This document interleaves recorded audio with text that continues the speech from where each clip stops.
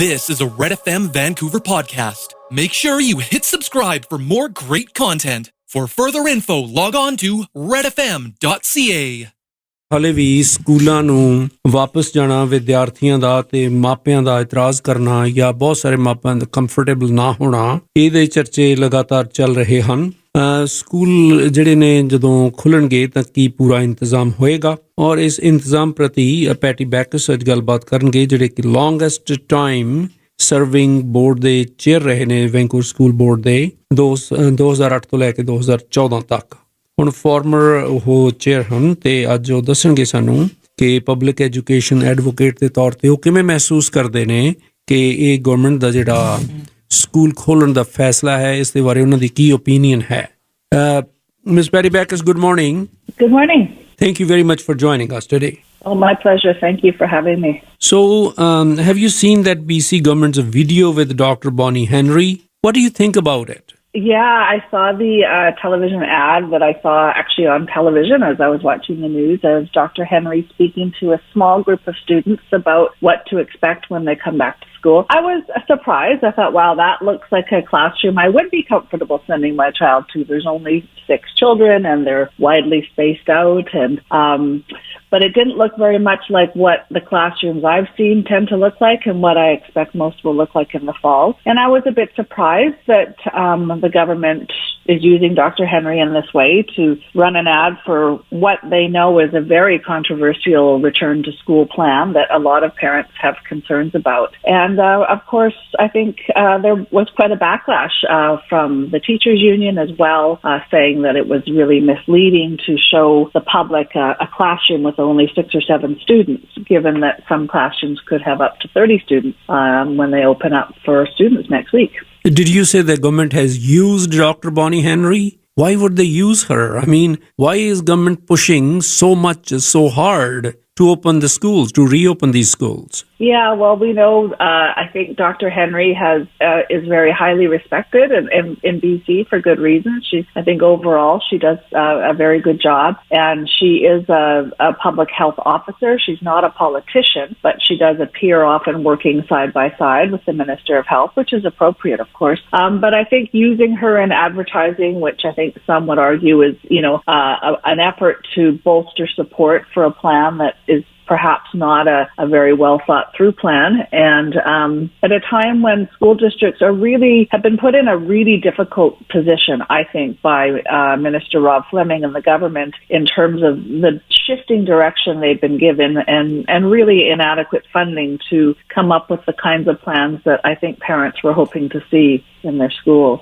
You must have seen school plans for Vancouver and Surrey school boards. What is your first impression? Well, I think they've done a very good job. I think school districts have worked very hard in a really challenging context and with no thanks to the Ministry of Education. And they've been quite creative to try to come up with ways to minimize the numbers of contacts each student will have, create a safe environment. But, they were told at the end of July, the direction was all students would be going back to school full time. That was what Minister Fleming told the public and told school boards, is come up with plans. Everyone's going back with very few exceptions. And I give credit to Surrey, and their superintendent, Jordan Tinney, is really a very thoughtful and intelligent leader. And he kind of defied that right from the beginning and came up with plans that were really a hybrid for secondary students, at least, because there's very large high schools in Surrey, and how you can safely have that many youth in a school safely during a pandemic is obviously challenging. He right off the bat came up with a sort of a hybrid where they would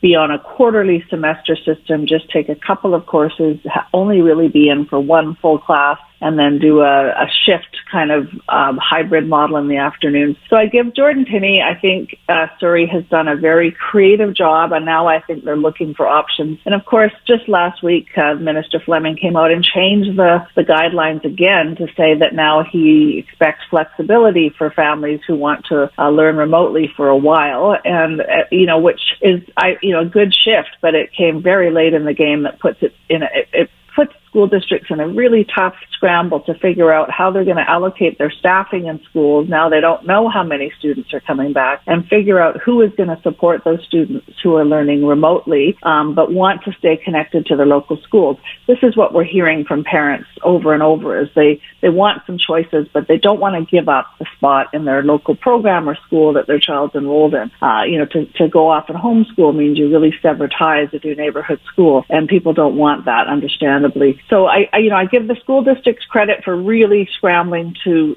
come up with plans that are going to work and be ready in time on pretty short notice. But I would say that the Minister of Education has really failed by coming out with this so late in the process and really just dumping it on school districts to figure it out when it's a very complicated thing to do. But do you think that Minister Fleming forfeited all his responsibility when he asked individual school boards to make their own decision, their own plan? Well, it seemed like he's kind of throwing up his hands, and he came out on July 29th very firmly saying, here's the plan, everybody's going back, and school districts now have to come up. And they were directed to submit plans back to his ministry by August 21st, and so they all, gave up their summer vacations and did that work. And then after they submitted the plans, he came out saying, well, now I'm going to ask them all to come up with remote options after they'd finished their plans and posted them for parents. So it's very confusing for parents as well, because the initial plans that were approved now seem to be changing. And I know Vancouver School District as well is, they've been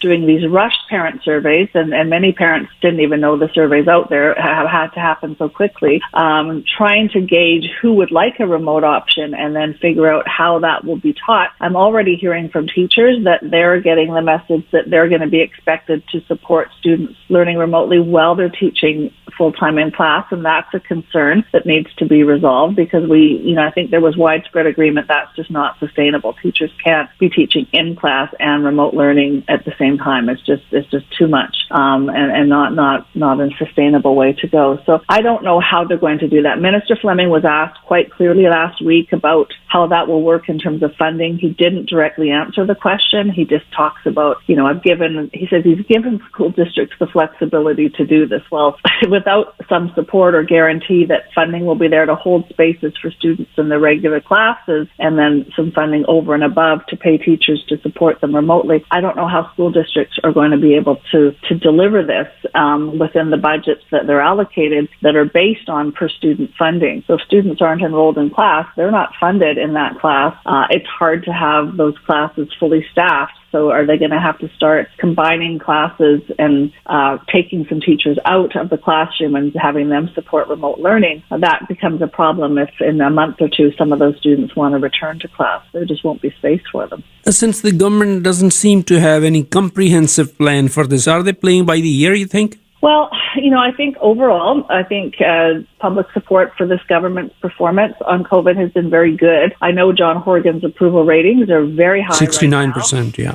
That's very high. So I think probably the focus of those in government is how soon can we call an election. I suspect there's talk of an election this fall. They like these poll numbers. That's their focus, and that's where they're looking. I think the mess over at the Ministry of Education is a bit of the weak link in this government's response to COVID. But, they're not unique. It's happening across North America. School districts are struggling to find out what is the right way to reopen schools. So it's not just a BC problem. I would say Rob Fleming isn't the strongest minister around the cabinet table, and he's kind of left this to school districts to figure out. But to some extent, that's not entirely a bad thing, because every district is different, and what works in Surrey might not work in Kelowna, for example, or a more rural area. So, he hasn't been great on this, but he also hasn't been terrible. And we won't really know until schools are back, and we'll see if the numbers stay under control, or if we start to see outbreaks, then we've really got a problem and we'll have to rethink it. But I don't think government's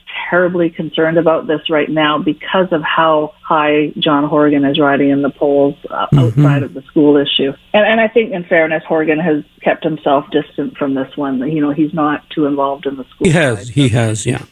But what we're seeing that other provinces are testing their teachers before they go to school. In Quebec and Alberta, many teachers have came positive. Well, that's a warning. Do you think that all the teachers should be tested in BC before they go to school? I don't know enough about the epidemiology to know if that's an effective strategy and how much that, how feasible that is. I mean, in an ideal world, I think it would be helpful to be able to screen people, particularly if there seem to be a large number of asymptomatic people out there that have the virus and don't even know it. I do think that the testing issue is a challenge in BC. I'm hearing from people that are waiting hours to get tested and having to, if they're having symptoms, it can be difficult just to get to a testing site because you can't take a transit if you have symptoms. You can't get your friend to drive you if you have symptoms. And if you're not feeling well, you may not want to stand in line.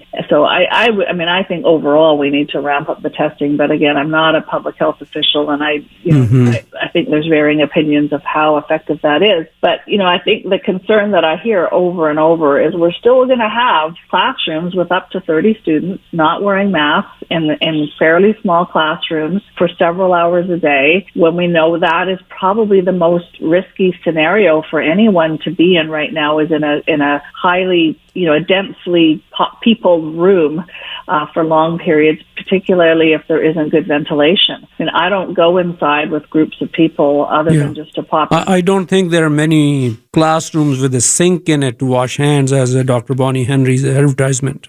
Well, absolutely. And, and you look in Surrey, the huge number of students who are in portables. Often there's no running water in a portable, and they can be very crowded and quite stuffy. I know lots of schools that I've been in have windows that you can't even open. They're painted shut. In Vancouver, particularly, lots of old buildings. Some have very poor ventilation. And everything we're being told is, fewer faces, bigger spaces, good ventilation, be outside if you can. Well, as soon as it starts to pour with rain and we've got students in a classroom for 5 hours a day, in some cases, or 6 hours in close quarters, and they're not required to wear masks. I mean, that we're not allowed to do that in any other setting. We're not allowed to have more than 50 people in a banquet hall, in a massive banquet hall, but we're going to have 30 students in a relatively small classroom and then heading out into hallways and common areas. So it's a tough one. I mean, I think there's widespread agreement that it's very important to have. Well, in this atmosphere, what is your advice in closing? What would you advise to the parents and teachers? Well, I think it's, they have to let their school districts know what they're planning to do. I would think it would be helpful for them to be writing to or phoning their MLAs and the Minister Fleming's office, sending them emails. I think what's critical is that last week we heard that there was about $240 million in funding coming to BC from the federal government to support the back-to-school reopening, part of a $2 billion federal package. I think if that money could be directed to school districts based on enrollment to hire and fund additional teaching positions to support remote learning. I think they need to leave the school staffing as it always is, regardless of how many students are back. If 20 or 30% don't show up, hold those spots and don't collapse those classes, and hold those spots. Allow people some time. We're in a very, we hear it over and over. It's an unprecedented situation. We've never been here before. We need to give people flexibility, but that costs money. And so they need to be pressuring government to say, we are going to give school districts the flexibility by funding these additional positions. There were a number of teachers who were laid off last year because of the decline in international student enrollment. So I hope there are still teachers out there willing to take on some of these jobs if they open them up, and so that they have teams to support the remote learners connected to the school and the flexibility to absorb them back into school when they feel it's safe enough to do so. So but the best thing parents, I think, can do and students is to go to their school district websites. Principals will be back on site in their schools this week. They can contact the schools directly if they have specific concerns, but to try to stay up to date and let the school district know what they're planning to do as well, because it's very important for the schools to know who's going to be there next week and who isn't, so they can be prepared and staffed accordingly. So In case some kids get sick here, Ms. Bacchus, or God forbid if a child dies with coronavirus during the school when they're reopening it, whose responsibility that will be? That's a really important question. My understanding is that the government passed some legislation a few months ago that I believe it's the COVID-19 Related Measures Act came into effect in July, and it really protects it. My understanding is it exempts schools from the Public Health Act and liability. That I think it could be very difficult. And I'm not a lawyer, but and we'll certainly see if and we all hope that there isn't anything. We don't see outbreaks. We don't see people get sick because of transmission in schools. So the government will be exempted from that? I believe that public bodies or school districts may be exempted from some of the litigation, but again, you probably have to get a lawyer to interpret it better. But that's my understanding, is they have passed legislation that exempts school districts from having to follow the Public Health Act guidelines. But anyone else, if you run a business, you have to follow these rules, but if you run a school, you don't. And so if there aren't guidelines for schools, then they can't be accused or found to have not followed them. I mean, there are guidelines, but they're different from other operations. So the CDC has very clear guidelines for schools that they'll follow, but they permit them to not physically distance in all cases and things like that, and to have more people in a building than anyone else would be permitted to do on a site for another purpose. So that, there is a court case right now. There are two fathers who are seeking an injunction, I think, to have schools not open. And I believe that will be heard in mid-September by the court. And that will be an interesting challenge. And I think that's part of their challenge, is that the government has basically, put itself in a position where even if things go terribly wrong, they're not subject to legal action. And I think the cases I've heard, people are concerned. It's the concern of a child does acquire the COVID virus at school, doesn't know they have it, may not have symptoms, but may come home and infect another family member who's more vulnerable. And then what happens if that person becomes very ill or passes away? And how does that terrible trauma affect the family? Yeah, particularly grandparents. Yeah. And we have many families, multi-generational families, live with elderly family members. Often those elderly family members are caregivers to children. They do the after-school care, look after the young ones. So there's lots of interaction between kids who, they may have a limited group to 30 at school, but what's their personal bubble as well, and who's in that, and then all the other bubbles of all of their classmates. You're essentially all being exposed to each other. And there can be many vulnerable people. Well, let's see what happens in September, in this next week, I guess. Yeah, I think we're all hoping for the best, for sure. I really want to see this go well. I think everyone wants schools. Schools are important. We all want to see them open safely. But I very much empathize with those who are very nervous about it. I don't have to go back to school. I don't teach, and my own kids are out of school, and I'm greatly relieved. I can sit and just kind of watch, because I would be nervous. I think especially when, those of us who've been very, very careful and cautious and following all the public health guidelines, this does seem like a departure from that. So I can understand why people are rattled. And a lot of teachers who have their own health vulnerabilities or live with someone who does are rightfully concerned as well. Thank you very much. I really appreciate, Patti Bacchus, your time. Thank you. Well, it's always a pleasure. Thank you for having me. Okay, bye-bye. Thank you for listening to another Red FM podcast. Don't forget to hit subscribe and check out our Red FM Canada YouTube channel. For further info, log on to our Red FM social media platforms or visit redfm.ca.